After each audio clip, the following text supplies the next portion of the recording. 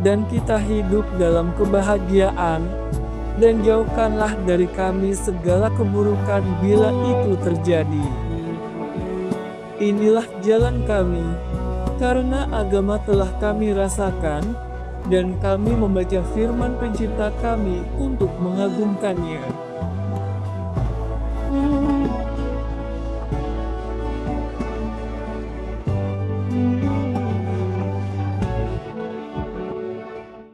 Ya Allah, limpahkanlah shalawat dan salam kepada junjungan kami Nabi Muhammad, kunci pintu rahmat Allah, sebanyak bilangan apa yang ada dalam ilmu Allah, shalawat dan salam yang kekal sekekal kerajaan Allah, dan atas keluarga dan para sahabatnya, sebanyak bilangan setiap partikel 1000 kali di setiap saat selamanya, sebanyak bilangan ciptaannya.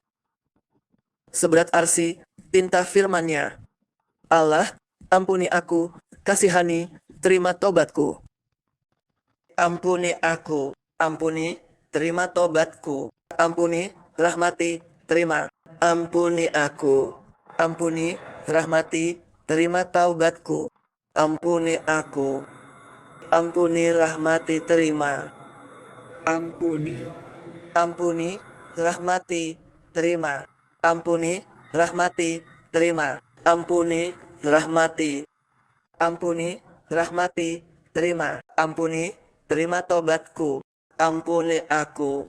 Ampuni, rahmati, terima tobatku. Ampuni, rahmati, terima. Ampuni, rahmati, terima. Ampun. Ampuni, rahmatilah, terimalah tobatku. Ampuni aku. Ampuni, rahmati, terima. Tuhanku, ampunilah, rahmati, terimalah. Ampuni aku. Ampuni, rahmati, terima. Ampuni, rahmati, terimalah. Ampuni aku. Ampuni.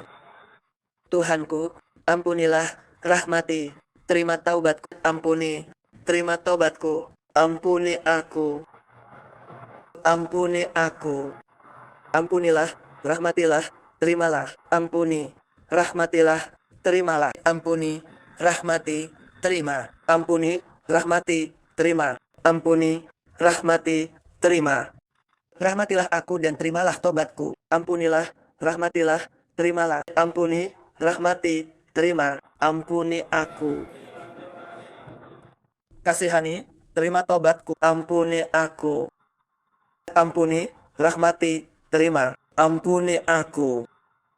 Ampuni, rahmati, terima. Ampuni, rahmati, terima. Ampuni, terima tobatku. Ampuni, rahmati aku. Ampuni, kasihani, terimalah. Ampuni, terima tobatku. Ampuni. Ampuni, rahmati, terima tobatku. Ampuni, rahmati. Ampuni, rahmati, terima. Ampuni, rahmati, terima. Ampuni aku. Ampun.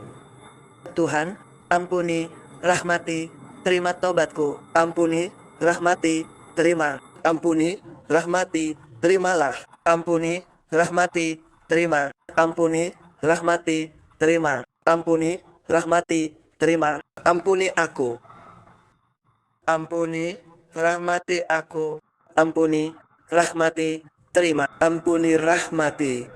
Ampuni, rahmati, terima tobatku. Tuhanku, ampunilah dan rahmatilah. Ya Allah, wahai penolak bala, lindungilah kami dari bala sebelum ia turun dari langit. Ya Allah, ya Allah, ya Allah.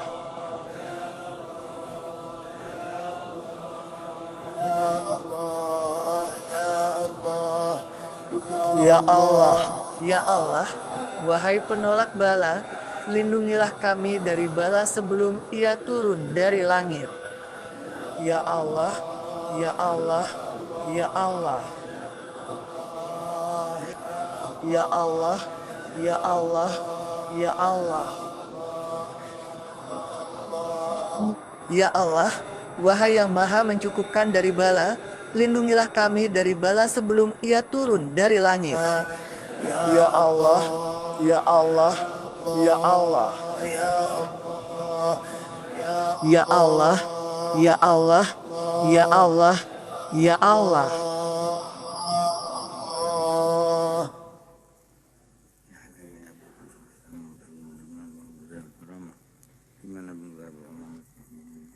_no_translation.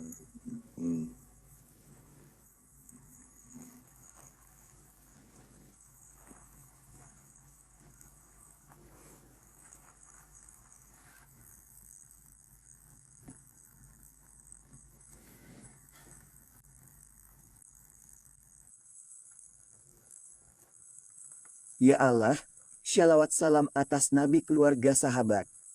Al-Fatihah.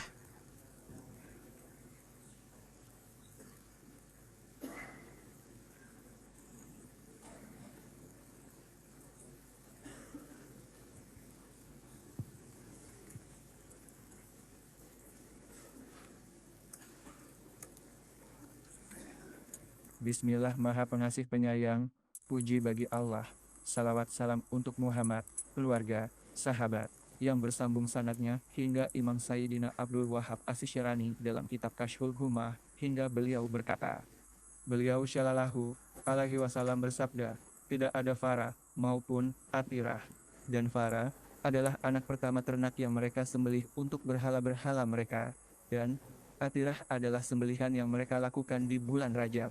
Kemudian beliau Shallallahu alaihi wasallam memberikan keringanan padanya dan bersabda, sembelihlah karena Allah dan berilah makan pada bulan apapun. Maka perkara ditetapkan demikian. Dalam riwayat, setiap rumah diwajibkan untuk menyembelih seekor kambing di bulan Rajab. Dan beliau Shallallahu alaihi wasallam melarang menyembelih untuk jin. Maka Az-Zuhri ditanya tentang hal itu, lalu beliau berkata, dahulu orang-orang jahiliyah jika salah seorang dari mereka membeli rumah, sumur, atau sejenisnya, ia menyembelih sembelihan untuknya bagi burung-burung sebagai penolak gangguan dari penghuni jin. Anas radhiyallahu anhu berkata, saat Ibrahim, putra Rasulullah, lahir, Rasulullah sangat gembira sekali atas kelahirannya itu. Dan bidannya adalah Salma, istri Abu Rafi. Saat Abu Rafi mengabari Rasulullah Shallallahu alaihi wasallam kabar gembira tentang kelahiran Ibrahim, beliau memberinya budak. Dan beliau mencukur rambutnya pada hari ke-7 kelahirannya, dan menguburkan rambutnya setelah bersedekah seberat timbangan rambutnya dengan perak, dan menamakannya Ibrahim. Kemudian beliau menyerahkannya kepada Ummu Saif di Madinah untuk menyusuinya, karena Maryah sibuk melayani Rasulullah Shallallahu alaihi wasallam. Dan beliau Shallallahu alaihi wasallam biasa pergi ke tempat Ummu Saif, lalu beliau mengambil Ibrahim alaihi salam, menghirup aromanya dan menciumnya, kemudian menyerahkannya kembali kepadanya. Abu Hurairah berkata, Rasulullah Shallallahu alaihi wasallam menyembelih untuk Hasan dan Husain, keduanya masing-masing 2 ekor domba jantan. Riwayat darinya, seekor domba jantan. Dan beliau berkata kepada Fatimah, cukurlah rambut keduanya dan bersedekahlah seberat timbangannya dengan perak. Anas radhiyallahu anhu berkata, dan berat rambut masing-masing dari mereka adalah 1 dirham atau sebagian dirham. Beliau berkata, dan Rasulullah Shallallahu alaihi wasallam mengumandangkan azan salat di telinga Al-Husain ketika Fatimah melahirkannya, dan beliau membacakan di telinganya surah Al-Ikhlas. Dan kelahiran Al-Hasan radhiyallahu anhu adalah pada pertengahan Ramadan tahun ke-3 Hijriah. Kemudian Al-Husain lahir setelahnya pada Syaban tahun ke-4 Hijriah. Allah Subhanahu wa Ta'ala Maha mengetahui. Ya Allah, limpahkan salawat terbaik MU kepada makhluk MU terbahagia, Muhammad, serta keluarga dan sahabatnya. Salam setara ilmu MU dan tinta kalimat MU, tiap zikir kepada MU dan beliau, saat orang lalai. Ya Allah, salawat terbaik atas Nabi Muhammad, keluarga dan sahabatnya. Salam, sebanyak ilmu MU dan tinta firman MU, ketika yang berzikir mengingat MU dan dia, saat lalai melupakan keduanya. Ya Allah, selawat terbaik dan salam kepada Rasulullah, keluarga, sahabat, sebanyak ilmu MU dan tinta kalimat MU, saat berzikir menyebut MU dan dirinya, saat lalai dari menyebut keduanya. Segala puji bagi Allah yang memuliakan kita dengan syariat dan penjelasannya lewat lisan makhluk terbaik, Nabi kita Muhammad. Salawat dan salam atas beliau, keluarganya, ahlul baitnya yang disucikan, sahabatnya, serta para pengikut mereka dengan ihsan, sembunyi maupun terang. Atas leluhur dan saudara beliau dari para nabi dan rasul, para pemuka yang dekat kepada Tuhan semesta alam, lahir batin, atas keluarga, sahabat, dan pengikut mereka, atas para malaikat terdekat dan seluruh hamba Allah yang saleh, juga atas kami bersama mereka dan di antara mereka. Sungguh Dia Maha Mulia lagi Maha Penyayang.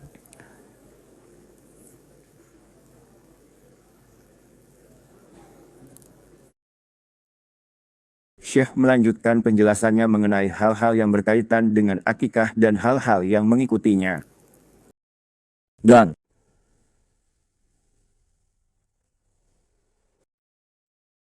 disebutkan apa yang datang mengenai penyembelihan di bulan Rajab, dan bahwa hal itu bergantung dan terikat dengan syarat disembelih dengan nama Allah Tabaraka wa Ta'ala dan diletakkan pada tempatnya, yaitu sedekah. Adapun apa yang dilakukan oleh sebagian orang berupa menyembelih sesuatu yang mereka katakan mereka berikan kepada jin dan kemudian membuangnya setelah itu dan tidak memberikannya kepada orang-orang miskin, maka hal itu dilarang menurut syariat, dan itu adalah batil, merusak harta, dan menyia-nyiakan daging pada tempat yang tidak semestinya. Akan tetapi, apa yang disembelih itu dimakan dan disedekahkan kepada orang-orang yang membutuhkan dan fakir miskin. Nabi Shallallahu Alaihi Wasallam melarang sembelihan untuk jin. Beliau bersabda, orang jahiliyah bila membeli rumah, sumur, atau semisalnya, menyembelih di tempat, katanya, menolak gangguan penghuni kalangan jin. Itu dilarang syariat Islam, tak boleh sembelih unta, sapi, kambing.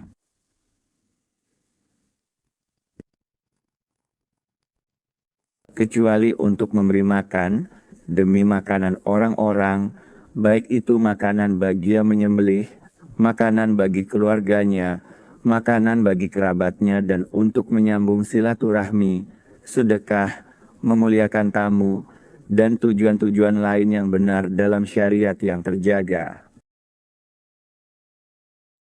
Anas radhiyallahu anhu berkata, saat Ibrahim putra Nabi lahir, Nabi sangat gembira sekali.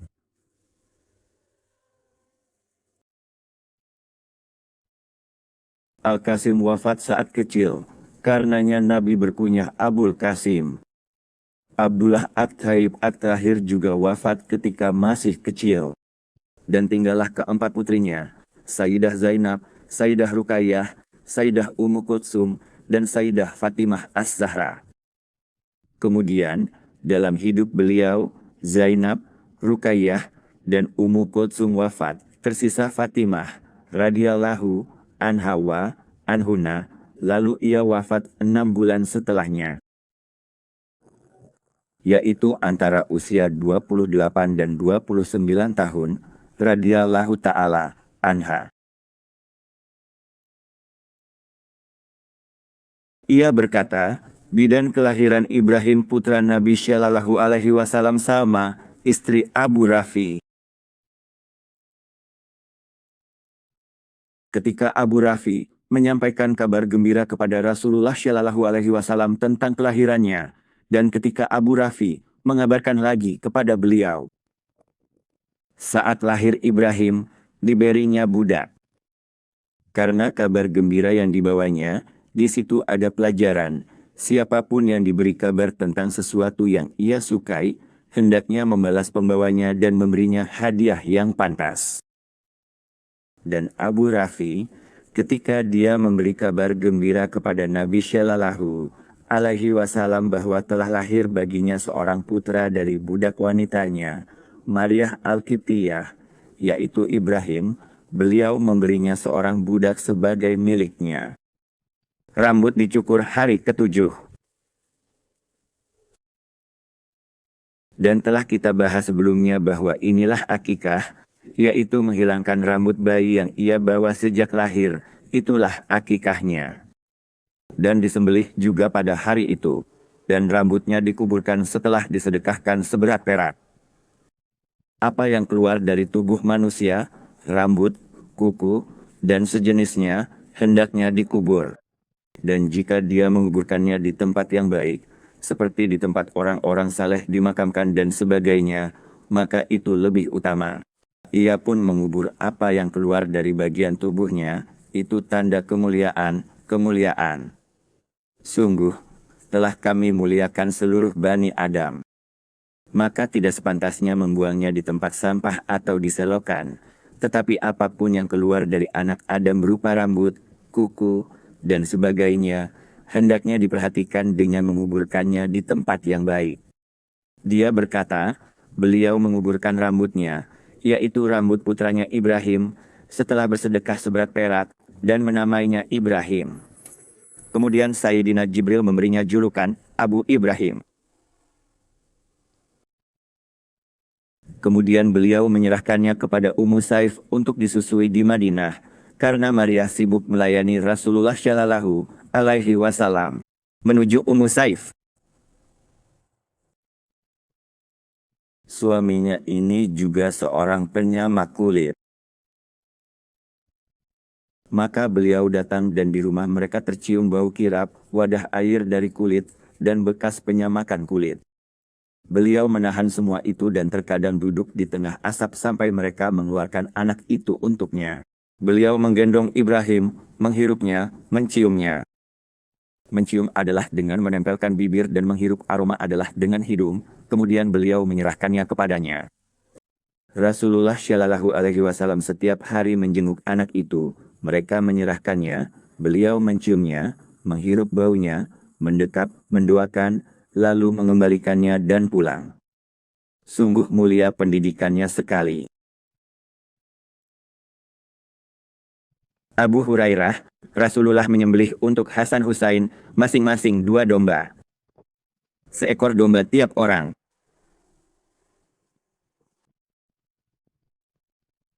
Yang sah kurban, sah pula akikah. Dan beliau berkata kepada Fatimah, cukurlah rambut keduanya dan bersedekahlah seberat timbangannya dengan perak. Jika dia orang yang mampu, berkecukupan, dan sanggup, maka dia menimbangnya dengan emas. Jika tidak, maka dengan perak dan disedekahkan seberat rambut itu. Jadi, sah untuk akikah apa yang sah untuk kurban, baik itu unta, sapi, maupun kambing, dan ini adalah hal yang diketahui dan disepakati. Dan ada pendapat dalam mazhab Maliki yang berlawanan dengan pendapat yang lebih kuat, bahwa akikah itu hanya dari kambing, tidak dari sapi atau unta. Namun, ini adalah pendapat yang berlawanan dengan yang lebih kuat menurut mereka, yang sejalan dengan para imam mazhab yang 4. Maka boleh menyembelih untuk akikah seekor unta, sapi, atau kambing yang sah untuk kurban. Mazhab Syafi'i juga berpendapat, sah untuk akikah 1/7 unta dan 1/7 sapi, sebagaimana sah untuk kurban.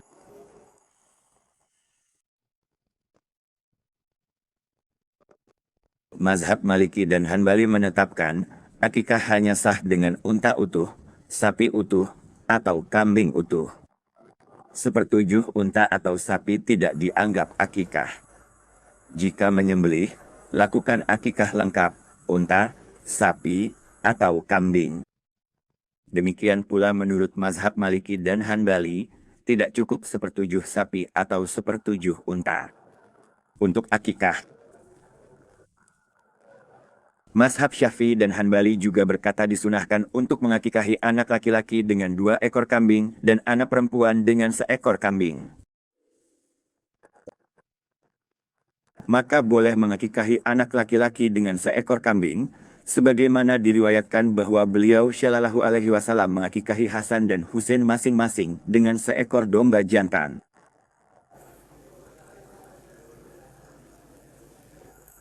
Mazhab Hanafi dan Maliki berkata, akikah adalah 1 kambing, baik bayinya laki-laki maupun perempuan. Apapun kelamin, kambing. Akikah 1 kambing, baik bayi putra atau putri, menurut Hanafi dan Maliki. Jika anak banyak, akikah banyak. Jika lahir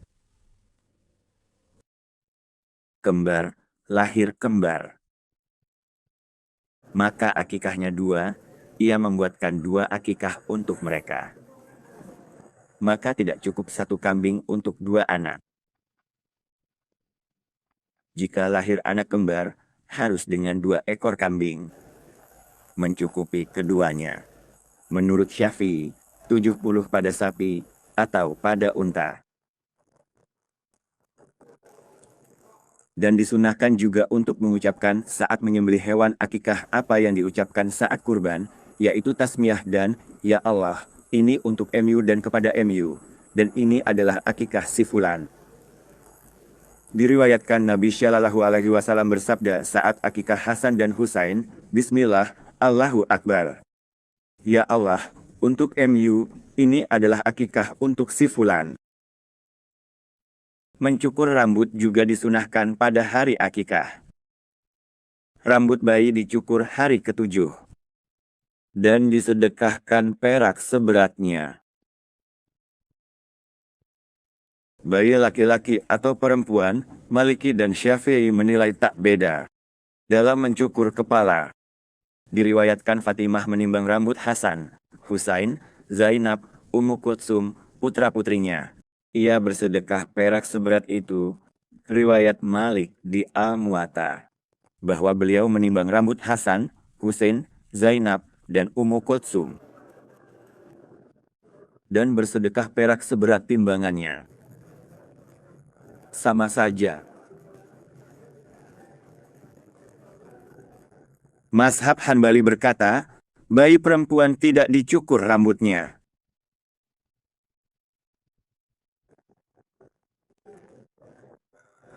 Mencukur rambut hanya untuk anak laki-laki. Mazhab Hanafi berkata bahwa mencukur rambut bayi, baik laki-laki maupun perempuan, pada hari ke-7 adalah mubah. Mereka tidak menganggapnya sunnah atau mandu, tetapi menganggapnya sebagai sesuatu yang mubah. Siapa pelaksana akikah yang wajib menafkahi, dialah yang harus melaksanakannya.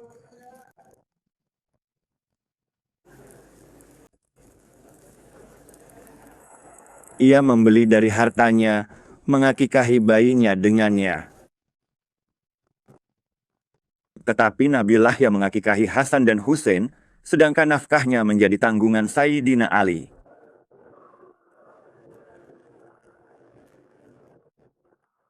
Bisa jadi ia mengakikahi keduanya atas izin ayahnya, mewakili ayahnya.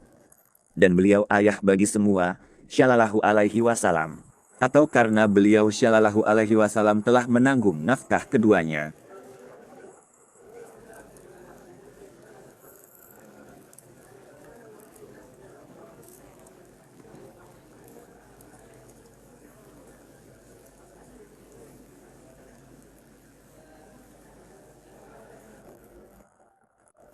Hanbali, akikah hanya ayah, kecuali wafat menolak.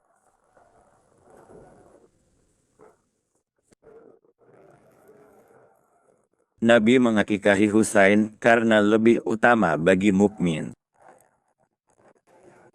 Nabi berhak atas diri harta mukmin. Menurut mereka, akikah hanya tanggung jawab ayah. Menurut Maliki, yang wajib adalah ayah saja. Menurut Hanbali, akikah sah hanya dari ayah.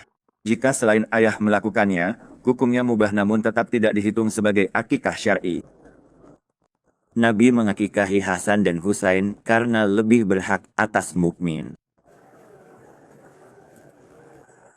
Mereka berkata, sunnah ayah berakikah meski susah, boleh berutang, selama ia mampu melunasinya.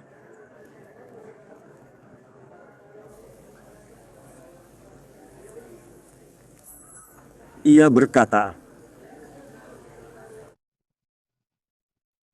Anas berkata, berat rambut masing-masing 1 dirham atau sebagian. Rasulullah azan.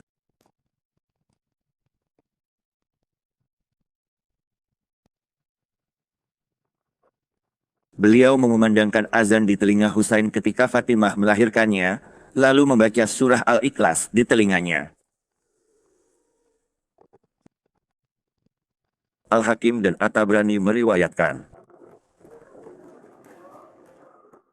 Hasan lahir pertengahan Ramadan, 3 Hijriah. Husain lahir setelahnya, Sya'ban 4H. Selisih 11 bulan.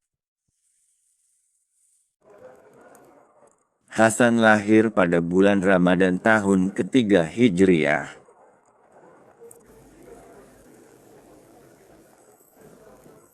Dan Sayyidina Ali menikah dengan Sayyidah Fatimah pada bulan Safar. Pada tahun kedua ini, lalu masuk tahun ketiga Hijriah, maka beliau melahirkannya pada bulan Ramadan. Pada Sya'ban, Husain lahir.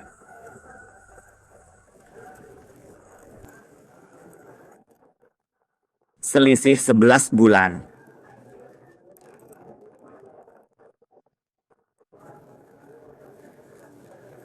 Beliau berkata, dan Allah Subhanahu wa Ta'ala lebih mengetahui.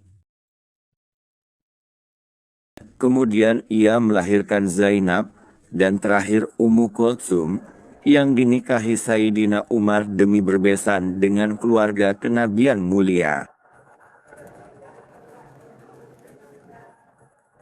Wahai putri kaum termulia,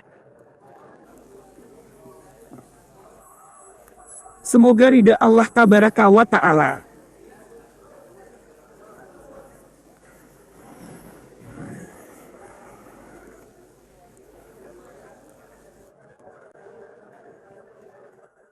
dan mengenai Atirah yang telah disebutkan, dahulu mereka menyembelih hasil ternak pertama mereka untuk berhala-berhala mereka di zaman jahiliyah, dan begitu pula mereka menyembelih di bulan Rajab untuk mendekatkan diri, yang dilakukan oleh orang-orang jahiliyah. Maka hukum Al-Fara dan Al-Atirah, yakni menyembelih untuk selain Allah Tabaraka wa Ta'ala, telah dihapus. Namun di Rajab dan bulan lain, penyembelihan hanya untuk Allah, bukan berhala atau selainnya.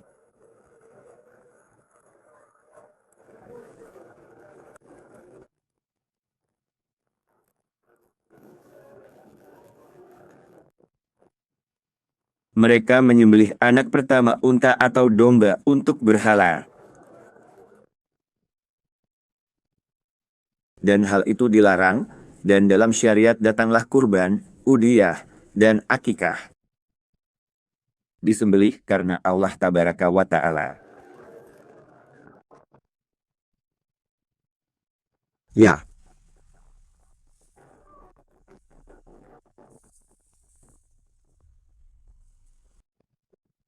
Para ulama Hanbali dan sebagian ulama Maliki mengatakan bahwa maksud dari hadis tersebut adalah meniadakan statusnya sebagai sunnah terkait Atirah di bulan Rajab, tetapi tidak ada pengharaman maupun kemakruhan dalam melakukannya. Jika ia menyembelih hewan di Rajab, atau sebagian anak ternak untuk Allah, itu diterima dan terpuji, sesuai niatnya, ia diberi pahala atas sedekah atau hadiah.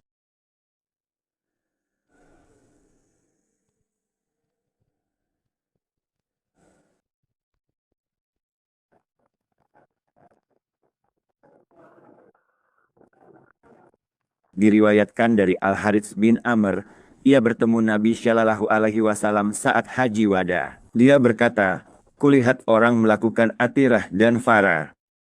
Nabi, boleh atau tidak, bebas. Terdapat dalam riwayat An-Nasai dengan sanad yang lemah. Diriwayatkan dari Lakit bin Amir, ia bertanya kepada Nabi, kami biasa menyembelih di Rajab, memberi makan yang datang darinya. Beliau, tak apa. Asal disembelih untuk Allah, dimakan, dibagi. Masalahnya menyembelihnya untuk dewa dan berhala. Ini dilarang syariat Islam yang terjaga. Ya.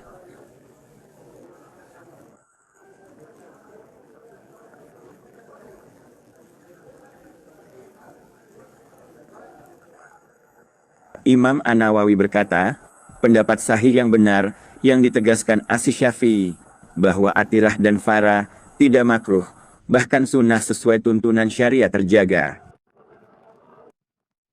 Di antara kisah yang terjadi pada pernikahan Sayyidah Ummu Kultsum dengan Sayyidina Umar bin Khattab,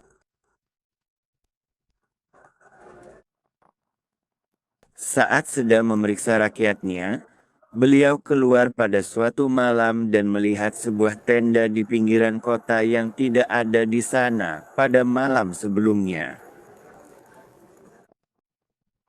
Lalu beliau mendekat untuk melihat apa itu, dan beliau mendengar suara rintihan. Memanggil penghuni tenda, pria keluar. Ia tanya, "Kalian dari mana?" "Tenda tak ada kemarin." Ia berkata, "Kami Badui. Sulit, jadi mendekati kota agar bantuan Umar tiba." Dia berkata, "Ku dengar rintihan di tendamu." "Pergilah," ia tak tahu itu Umar. "Terus, bukan urusanmu." "Tidak, jelaskan rintihan ini." "Tak perlu, jangan." Katanya, "Istriku hendak melahirkan." "Ada bidan?" "Tidak." "Punya nafkah?" "Tunggu. Kubawakan nafkah dan penolongnya." Sayyidina Umar datang ke rumahnya, berkata, "Wahai putri termulia, kepada Ummu Kulthum." "Labbaik," jawabnya. "Maukah kebaikan Allah bagimu?" "Apa?" Dia berkata, "Orang-orang miskin telah tiba dari padang pasir, seorang pria bersama istrinya yang akan melahirkan. Aku yang urus. Maka siapkan kebutuhannya." Ia bangkit menyiapkan kebutuhan persalinan. Lelaki itu membawa tepung, minyak, samin, dan memikulnya, berkata, "Ayo," kemudian segera pergi keluar kota sendirian. Ke tenda. Pemilik tenda, "Keluar. Wanita ini bantu keluargamu." Dia keluar dan berkata, "Buatkan kami tungku di sini. Kami akan memasak makan malam untuk kalian."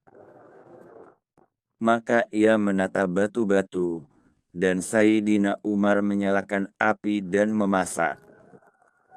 Dan Sayyidah Ummu Kultsum masuk ke dalam tenda. Saat masakan matang, ia siapkan samin, tepung, dan makan malam, mendekatkannya membantunya. Umar memasak untuk mereka. Saat masakan ini matang, Sayyidah Ummu Kultsum berdiri di pintu dan berkata, "Wahai Amirul Mukminin, beritahu pria itu bahwa istrinya telah melahirkan seorang anak laki-laki dan dia dalam keadaan baik." Mendengar, "Wahai Amirul Mukminin," dia mundur. Sayyidina Umar tertawa, "Mendekatlah, aku Umar bin Khattab. Ini Ummu Kultsum, putri Ali. Putri Nabi, putri Fatimah, membidani istriku, Amirul Mukminin memasak untukku." Katanya, ia dibesarkan di rumah kenabian, ayah, kakek, ibunya. "Ambil makan malam sekarang dan temuilah istrimu. Bantuan kami akan tiba. Bila perlu, datanglah saja." Lalu beliau membawa Ummu Kultsum dan kembali ke rumah. Inilah kehidupan Amirul Mukminin dan kehidupan Ahlul Bait kenabian, bagaimana mereka memahami firman Allah, menunaikan hak Allah, dan melaksanakan urusan kekhalifahan di bumi sampai mereka bertemu Allah. Menanti mendampingi Al-Mustafa, Shallallahu Alaihi Wasallam, di barzah, kiamat, dan negeri kemuliaan. Betapa menakjubkan iman dan kejujuran mereka, rahasia maupun terang, maha agung kemuliaannya.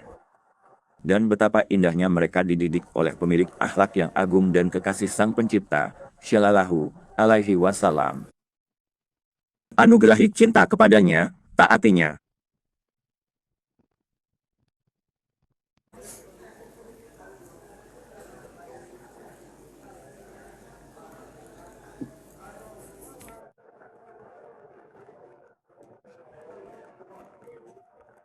Dia mengatakan bahwa di beberapa lembaga tempat mereka menyembelih hewan kurban untuk orang-orang, para penyembelih menolak untuk membersihkan kepala hewan kurban dan itu menjadi sia-sia.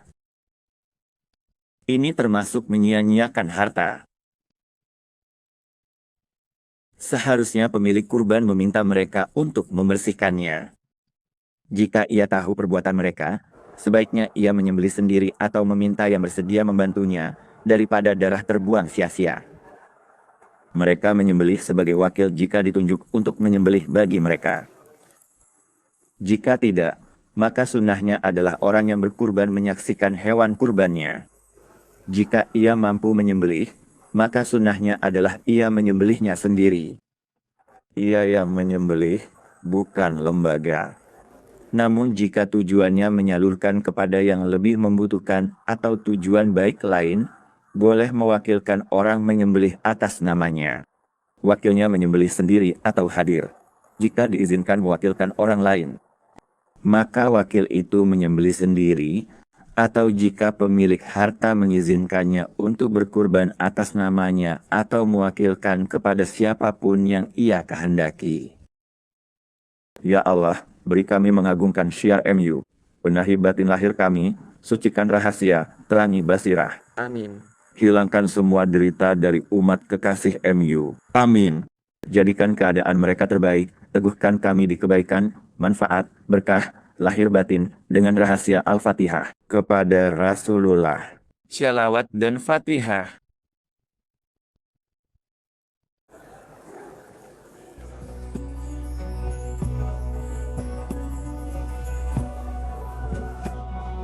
Dan hilangkanlah dari kami kegelapan. Dan kami hidup dalam kebahagiaan. Datanglah atas nama kami, untuk kami. Jika itu menjadi jalan kita, karena agama dianggap hanya untuk segelintir orang, dan kita melupakan firman pencipta kita demi mengagumkan hal-hal lain.